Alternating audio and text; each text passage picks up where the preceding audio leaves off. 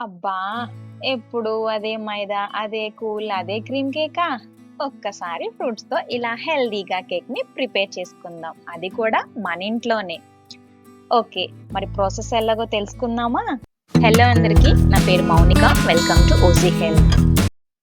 నేను ఈ కేక్ కోసము వాటర్ మిలన్‌ని బేస్‌గా చేసుకున్నాను.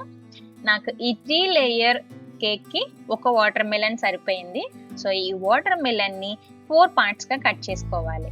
ఈ 3 పార్ట్స్‌లో ఔటర్ లేయర్ గ్రీన్ లేయర్ ఉంటుంది కదా! దాన్ని రిమూవ్ చేసేసుకొని 3 లేయర్స్‌గా పెట్టుకోవాలి. సో, మధ్యలో పార్ట్ నాకు పెద్దగా అనిపించిందని దాన్ని ఇంకొంచెంగా చిన్నగా కట్ చేస్తున్నాను. సో, కట్ చేసి మీ దగ్గర లాంగ్ టూత్ పిక్స్ ఏమైనా ఉంటే దాంతో స్టిక్ చేయండి. సో, గట్టిగా ఉంటుంది, కింద పడకుండా ఉంటుంది.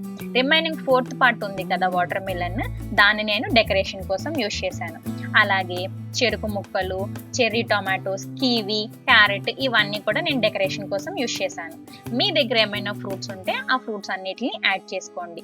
అంతే, మనకి ఎంతో ఇష్టమైనటువంటి healthy cake ready. So next time మీ పిల్లల బర్త్డేస్ ఉంటే no sugar, no colour, no maida, only healthy కేక్ని ఇలా ఈజీగా ప్రిపేర్ చేసి పెట్టండి.